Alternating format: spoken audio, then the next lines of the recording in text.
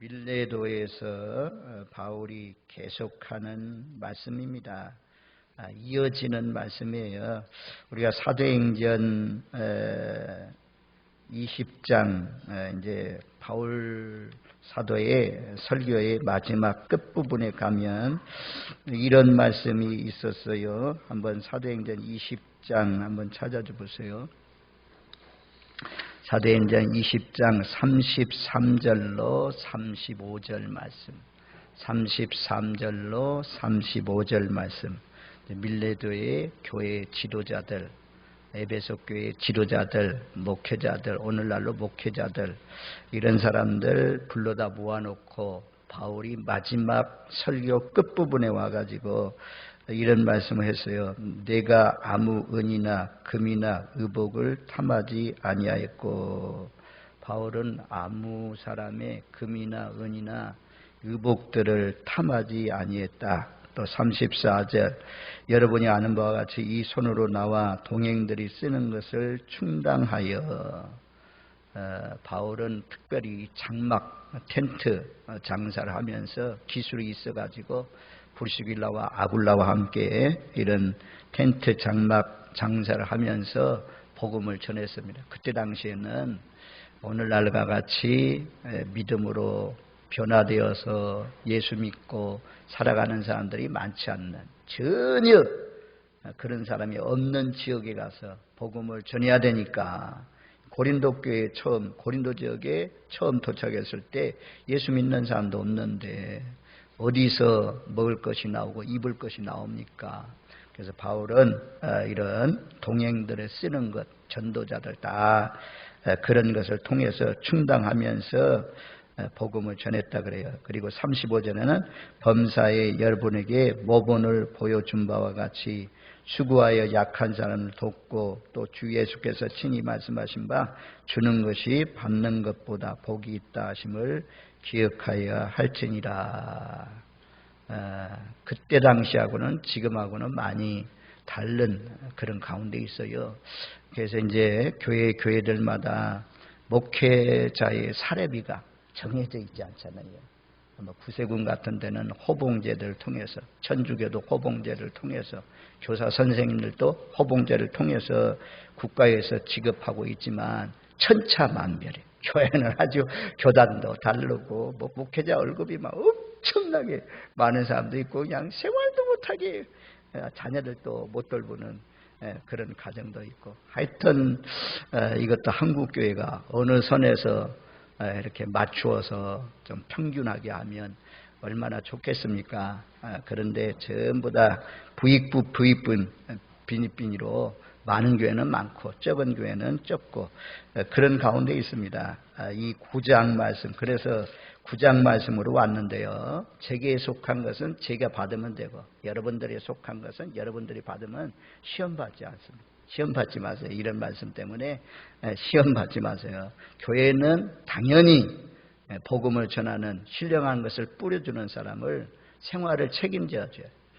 아주 목회에 집중할 수 있도록 책임져 줘야 되고, 목회자는 또 왜 교회가 이거 안 해주냐, 왜 교회가 감당해 줘야지, 우리 자녀들 학비를 대줘야지. 교회가 형편이 되면 얼마든지 대주죠. 형편이 안 되면 하고 싶어도 못하는 거, 하고 싶어도 못하는 거예요. 여러분들 축복받아서 개인적으로 해주면 좋죠. 개인적으로 그냥 축복을 받아가지고 목회자 자동차도 사주고 집도 사주고 이런 사람들도 있잖아요. 또 그것도 못하는 사람들도 있지만, 교회가 넘치고 많은데도 불구하고 그것도 못하는 그런 사람들이 있습니다. 자, 바울은 오늘 말씀, 1절 말씀에 보면 1절, 2절 말씀을 우리 한번 같이 읽습니다. 내가 자유인이 아니냐, 사도가 아니냐, 예수 우리를 주를 보지 못하였느냐, 주 안에서 행한 나의 일이 너희가 아니냐, 다른 사람에게는 내가 사도가 아닐지라도 너희에게는 사도이니 나의 사도됨을 주 안에서 인친 것이 너희라. 내가 사도냐? 이 바울에게 이게 도전해 왔어요. 왜냐하면 우리가 오늘날도 상식적으로 생각하면 그렇잖아요. 사도는 예수님과 함께 다니고 예수님과 함께 식사를 하고 예수님과 함께 잠을 자고 전도 활동을 하고 같이 다닌 사람들이 사도지. 너 같은 사람을 누가 사도라고 하느냐. 사도로 가는 곳곳마다 사도로 인정하지 않았습니다. 우리 이제 성경에 보면 사도행전 같은 데 보면 12제자는 주님이 직접 부른 사도고 이제 바울과 바나바는 속사도라고 그래요. 속사도.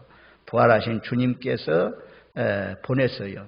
그래서 속사도라고 하고 이 바울과 바나바는 성령이 보내심을 받은 그런 사람입니다. 사도 12는 예수님이 선택하시고 부르시고 성자 예수님이 파송한 사람이고 대사도.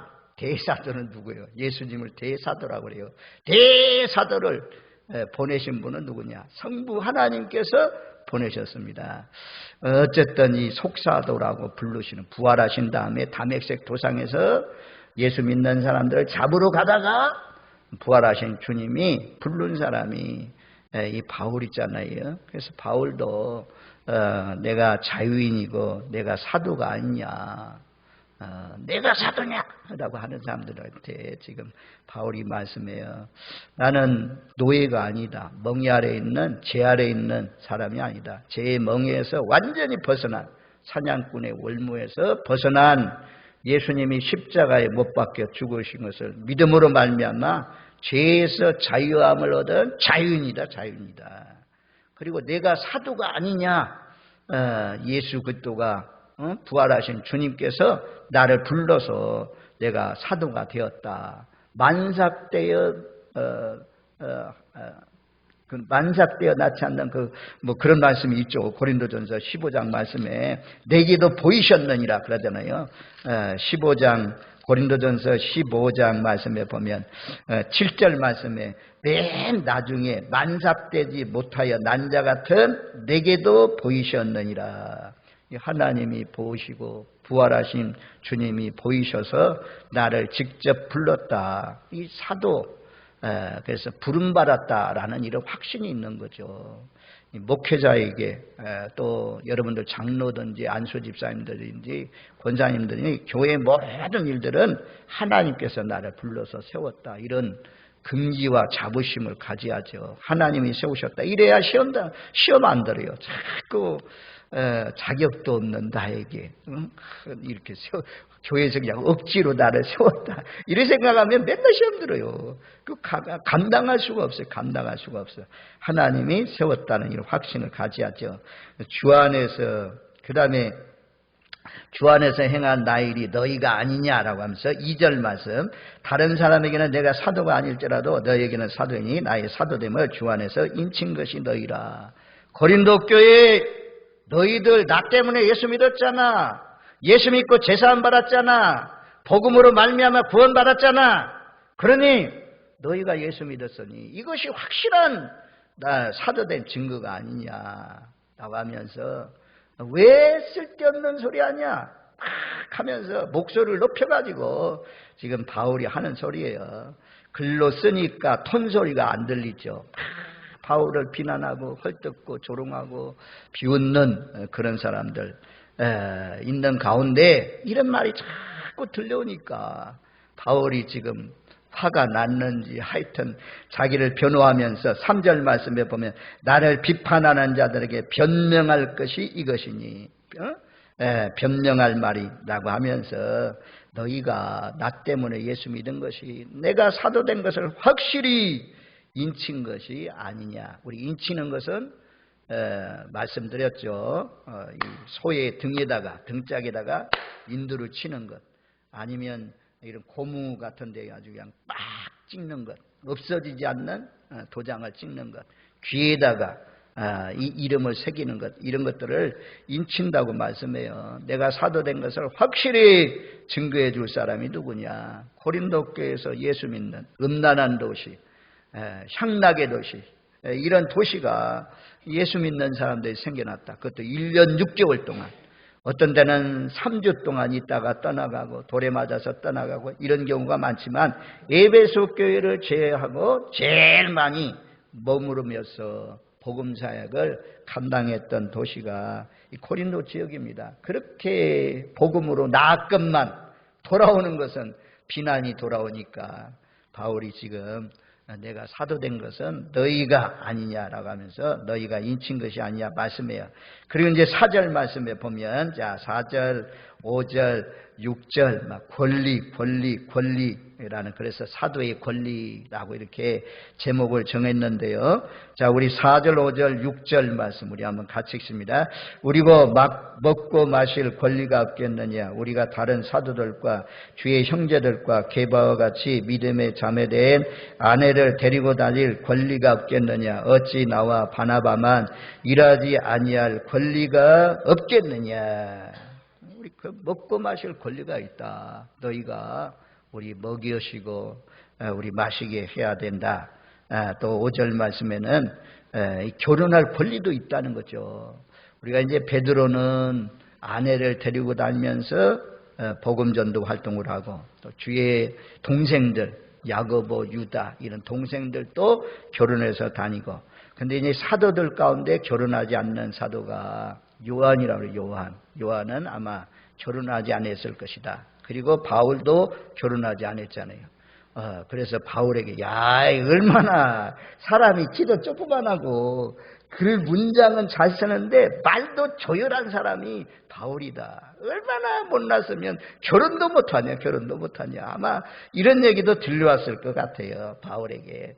그래서 바울이 우리도 당연히 결혼해서 다닐 권리가 있지만 그러나 그 권리를 다 쓰지 않고 결혼하지 않고 오로지 우리가 앞에서 나오지 않은 7장에 보면 결혼하지 않는 사람은 어떻게 하면 주님을 기쁘시게 할고 어떻게 하면 주님을 기쁘시게 할고 이 생각만 골똘하고 많이 하는데 결혼한 사람은 염려가 된다. 갈린다 이겁니다. 어떻게 하면 아내를 기쁘시게 할고 아내들은 어떻게 하면 남편을 기쁘시게 할고 근데 혼자 사는 사람은 어떻게 하면 내가 더 잘 하나님을 섬기고 하나님을 기쁘시게 할고 이런 일에 헌신한다는 것입니다. 그래서 바울은 전적으로 하나님께 헌신하기 위해서 결혼도 안 하고 살았습니다. 하여튼 다닐 권리가 없겠느냐. 결혼할 권리는 있다는 거죠. 당연히. 그리고 6절에 가면 어찌 나와 바나바만 일하지 아니할 권리가 없겠느냐. 바나바도 개척자잖아요. 그러니까 자기들이 일을 하면서 그렇게 일하면서 복음의 말씀을 전했는데 우리도 얼마든지 바나바처럼 우리도 일하지 않은 사도들처럼 일하지 않고 교회가 주시는 것만 먹고 살아갈 권리가 없겠느냐. 권리가 있다는 거예요. 권리가 있다. 그러면서 이제 7절 말씀에 당연하지 않느냐 이렇게 말씀해요. 7절 우리 한번 7절 말씀 같이 읽습니다. 누가 비용으로 군복무를 하겠느냐. 누가 포도를 심고 그 열매를 먹지 않겠느냐. 누가 양떼를 그리고 그 양떼의 젖을 먹지 않겠느냐. 당연한 논리 세 가지를 딱 들어서 말씀해요. 군복무하는데 누가 자기 군복을 사 입어 가면서 음식을 사 먹어 가면서 훈련받고 총 들고 그렇게 군인으로 복무하는 사람이 어디 있겠느냐. 없다는 거죠. 전부 다. 저도요 자치를 고등학교 3학년 때부터 자치해서 대학을 4학년 졸업하고 군대 가는데 군대 가니까 좋은 거 있더라고. 그동안 그냥 모든 것을 제가 해먹고 이랬잖아요. 반찬도 단일화, 그리고 굶기를 일상화, 라면의 주식화. 이 자취생 3대 원칙이라고 하면서 그런 말이 유명한데 그 정말 뭐 뜻하지 않게 라면 먹는 경우가 많이 있고 또 뜻하지 않게 간장하고 뭐 밥 말아 먹기도 하고 고추장에 비벼 먹기도 하고 이런 반찬도 몇 개 안 되잖아요. 다행히 대학을 다니면서 교회를 다녔는데 지금도 우리 어머니가 이번 명절은 그런 말을 하시더라고요. 너 그때 그 대학 다닐 때 너에게 그 반찬해주고 그런 집사님들 잘 있어? 그러더라고. 제가 어떻게 알아요? 야, 그 사람들 은혜가 있었구나. 그분들이요 전부 다 우리 반찬도 김치도 담아주고 막 이래가지고 다니고 그랬네요. 청년들끼리 모여서 사는데 그 집에 이제 우리 권사님들, 오늘날로 말하면 권사님 것 같아요. 저는 그때 이제 처음 대학 1학년 때부터 교회를 다녔으니까 아무것도 모를 때죠. 하여튼 그런 돌보심을 받으면서 살아왔는데, 아무튼 군대 가니까 밥 주죠, 잠재워 주죠, 군복 주죠. 힘들기는 해요. 훈련이 힘들기는 해요. 그런데 지금은 이제 더 좋아졌잖아요. 막 군대 월급이 뭐 100만 원씩 준다든가 이러니까 제대할 때쯤 되면 몇 천만 원 가지고 나오는 그런 시대 됐죠. 우리나라가 잘 살아서 얼마나 좋아요. 자기 돈 내고 군 생활하는 사람은 없다는 거죠. 복무하는 사람은 없다는 거죠. 그리고 마땅하잖아요. 두 번째는 뭐래요? 누가 포도를 심고 그 열매를 먹지 않겠느냐. 감나무 심어놓고 감 따먹는 거죠. 복숭아 심어놓고 제일 좋은 것 누가 맛봅니까? 이 농장의 주인이 맛보는 거죠. 포도나무 심어놓고 제일 먼저 포도주 누가 맛봅니까? 이 포도 농장 사람들이 맛보는 거다. 그러기 위해서 포도 농사 짓는 거 아니냐. 이제 열매를 따서 먹기도 하지만 그 판매하잖아요. 판매하면 그 이익을 누리면서 살아가지 않습니까? 또 그 다음에 세 번째 예를 들어요. 누가 양떼를 기르고 그 양떼의 젖을 먹이지 않겠느냐. 양떼 기르는 목적이 젖짜고, 그리고 요즘에는 이제 이 양털로 만드는 옷 같은 것 참 유명한데, 그런 털을 통해서 옷을 만드는데 팔고, 이래서 말입니다. 양떼 그 키우는 이유는 전부 다 자기 가정의 소득을 위해서 하지 않느냐. 세 가지. 이 말씀하는데 누가 이웃할 사람이 어디 있어요? 당연하다. 세 번 나오잖아요. 그래서 바울이 그러는 거예요. 너희가 나에게 목회자를 돌보는 것은 당연한 것이다. 그런데 바울은요, 요건 이제 12절로 가봐야 돼요. 12절부터 먼저 봐야 되겠네. 12절 우리 한번 같이 읽습니다. 다른 이들도 너에게 이런 권리를 가졌거든 하물며 우리일까 보냐. 그러나 우리가 이 권리를 쓰지 아니하고 범사에 참는 것은 그때 복음에 아무 장애가 없게 하려 함이로다. 바울은 왜 내 살지도 못하게 양식도 안 주고 말이야, 생활비도 안 주고 그러냐 말이야. 이렇게 할 수 있잖아요. 그런데 그렇게 하면 누가 고린도 교회에 모이겠어요? 누가 좋아하겠어요? 그래서 바울이 복음 전하는데 장애가 있을까 봐서 내 권리를 포기한다. 복음을 위해서 범사에 참는다. 이렇게 말씀하잖아요. 또 15절 말씀에도 보면 그렇게 말씀해요. 한번 15절 말씀 같이 읽습니다. 그러나 내가 이것을 하나도 쓰지 아니하고 또 이 말을 쓰는 것은 내가 이같이 하여 달라는 것이 아니라 내가 차라리 죽을지언정 누구든지 내 자랑하는 것을 헛된 대로 돌리지 못하게 하리라. 내게 이같이 하여 달라는 것이 아니라 이거예요. 아니라 라고 말씀해요. 그래서 이제 늘 목회자의 정신은 바울의 정신을 가지고 있어야죠. 지족하는 마음. 목회를 통해서 돈 벌어야 되겠다. 목회를 통해서 내가 부귀와 영광을 누려야 되겠다. 일찌감치 포기하지. 진짜 힘들죠. 그러면 힘들어 못해. 여러분, 우리 교회에 부모님들 많아요. 목회자들, 부모님들, 가족들 두신 분들 많은데, 우리 목사님, 우리 아들 목사, 우리 딸 목사, 딸도 이제 목사 된 사람이 있네. 선교사, 하나님 성공하게 해주세요. 세상적으로 성공은 바라지 마세요. 뺨을 맞을 수도 있고 감옥에 갇힐 수도 있고 생명도 빼앗길 수도 있고, 이것이 신령한 복이지. 신령한 복을 구하기만 하세요. 그냥. 그러면 하나님이 다, 아이고 그 자녀들 학비는 어떻게 하냐, 여러분이 걱정하고 기도해주면, 염려하고 기도해주면 하나님이 어디서 보내는지 다 보내시가지고 입히시고 기르시고 다 하나님이 책임져 주십니다. 하나님의 종들, 하나님이 책임져 주신다는 이 확신을 가지세요. 시편 23편 1절, 여호와는 나의 목자시니 내게 부족함이 없으리로다. 이런 말씀 붙들고 살아야지. 지족하는 마음을 가져야지. 그래서 빌립보서 참 유명한 말씀이잖아요. 바울이 그렇게 어렵고 힘든 가운데서도 그 개척하면서도 참 그 어려운 가운데서도 참 견디고 이겨갈 수 있었던 것은, 큰 기쁨으로 채워갈 수 있었던 것은 주님이 능력 주셨기 때문이에요. 자, 빌립보서 4장 11절로 13절이잖아요. 11절로 13절. 자, 우리 한번 같이 읽습니다. 내가 궁핍함으로 말하는 것이 아니니라. 어떠한 형편이든지 나는 자족하기를 배웠노니 나는 비천에 처할 줄도 알고 풍부에 처할 줄도 알아. 모든 일 곧 배부름과 배고픔과 풍부와 궁핍에도 처할 줄 아는 일체의 비결을 배웠노라. 내게 능력 주시는 자 안에서 내가 모든 것을 할 수 있느니라. 하나님이 할 수 있게 해주셔요. 여기 보면 극과 극이요. 비천에 처할 줄도 알고 풍부에 처할 줄도 알아.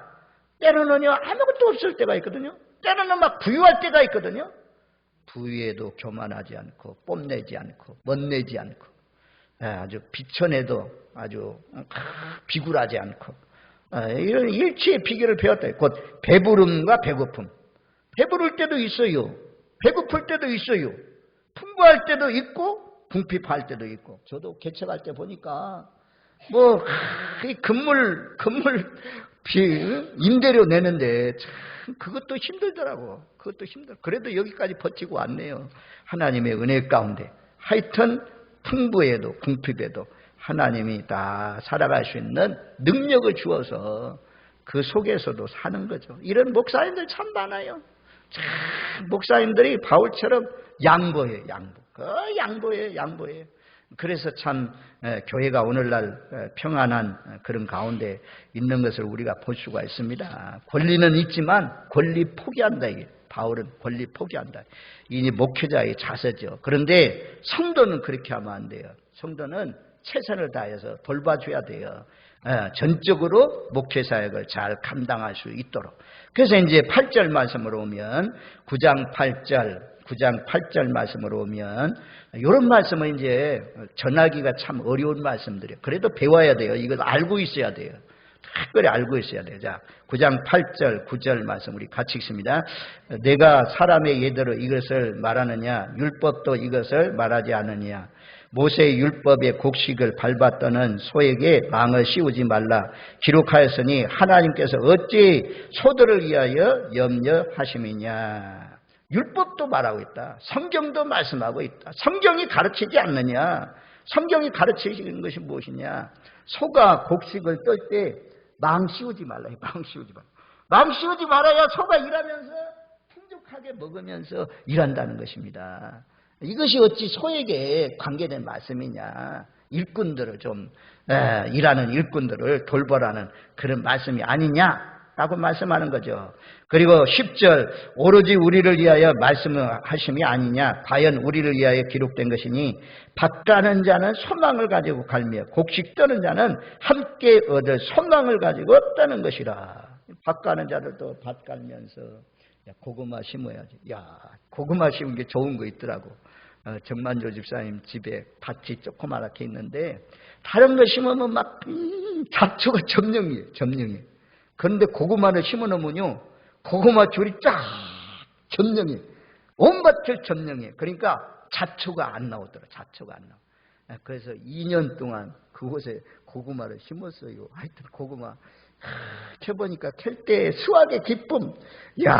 그 캐는데 참 기쁨은 말로 표현할 수는 없을 만큼 참 기쁘더라고. 농부가